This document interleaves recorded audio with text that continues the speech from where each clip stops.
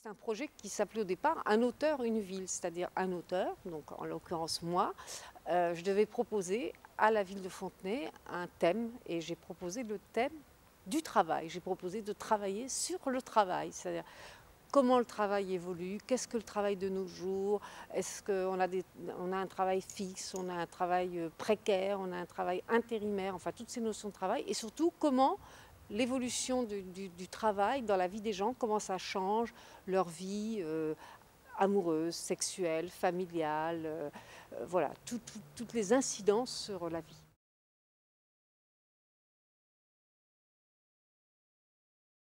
Enfin, quand j'ai commencé à écrire les premiers modules, j'étais partie d'une phrase que j'ai entendue dans mon enfance, qui est « La vie, c'est une grande tartine de merde et il faut en manger un petit bout tous les jours », qui est à la fois une phrase très pessimiste, mais en même temps très drôle, je trouve. Donc voilà, c'était à partir de ça. Et c'est pour ça que j'avais appelé mon texte, enfin mon projet, « Tartine amère ». Bon.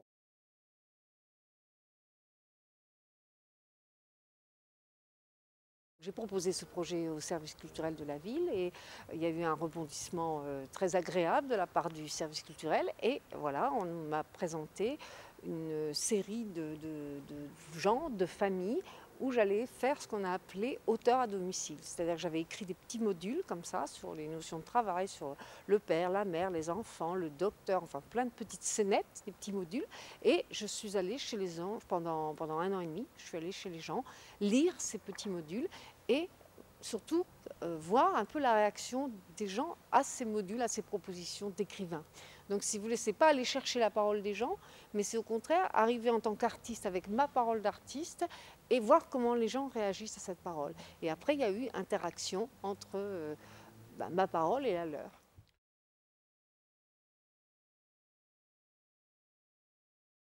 Ça a duré quand même plus d'1 an, presque 2 ans, ce travail à Fontenay. Et ensuite, je suis arrivée ici à la Chartreuse il y a 1 an, donc en décembre 2006. Et je me suis enfermée, parce qu'ici, vous voyez, c'est très, voilà, c'est très solitaire et enfermé. Je me suis enfermée ici à la Chartreuse pour écrire le texte et pour finir le texte. Et finalement, j'étais très surprise moi-même parce que j'ai écrit un texte avec... un texte musical en fait, avec 15 chansons, où chaque personnage finalement termine sa scène ou ses scènes par une chanson.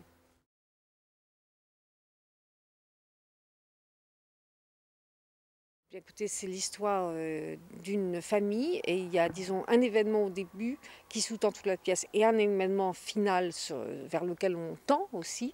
L'événement du début, c'est qu'il y a eu dans cette banlieue un mort au lycée, un jeune qui est mort, on ne sait pas, peut-être par la drogue, peut-être par autre chose, ou un suicide, on ne sait pas, enfin qui a traumatisé cette ville.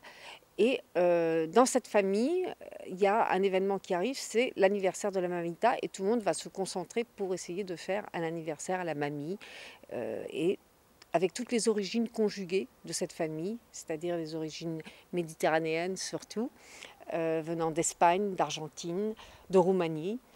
Voilà, et ça tend vers cette résolution, on va dire, par, par cet esprit de fête pour résoudre les problèmes intimes.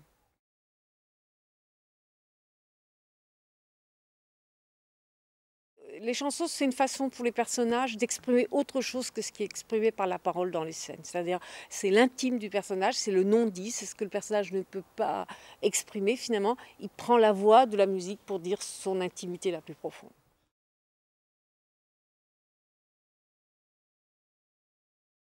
C'est toujours, d'abord, c'est toujours émouvant hein, pour un auteur de voir comment bon, des comédiens s'emparent et donnent vie au texte. Mais ça m'a permis aussi de faire des corrections. Et c'est ça qui est formidable. Quand on dit on est un auteur de terrain, bah, qu'est-ce que c'est? Des fois, les gens disent mais qu'est-ce que c'est par rapport à un romancier? Ça, bah, c'est ça justement. C'est-à-dire qu'on est là, on est sur le terrain, on écoute. Et puis, bon, je peux corriger. Je ne dis pas que j'ai changé énormément de choses, mais affiner certaines choses, préciser certaines choses. Parce que les comédiens ont cette particularité de vous poser des questions que peut-être vous vous êtes pas toujours posé.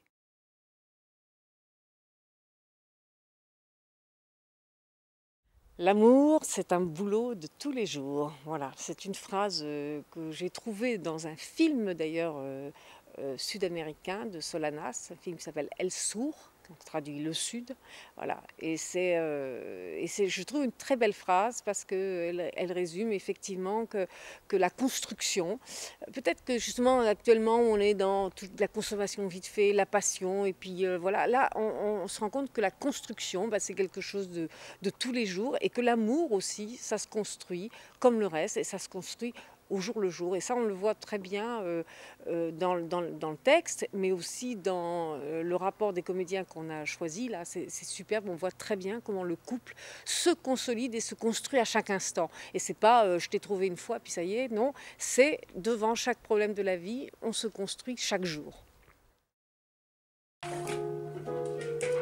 Bah grave, ça déchire quoi, c'est de la bombe. Alors viens, pour un va, pour un vient.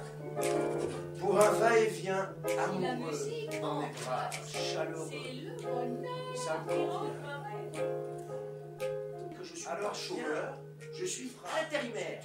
Il suffit d'appeler la cruauté ferme. Même rien, si tu La veux. cruauté disparaît. Tous des intérimaires, où tu veux. La vie, c'est une grande tartine de mierda.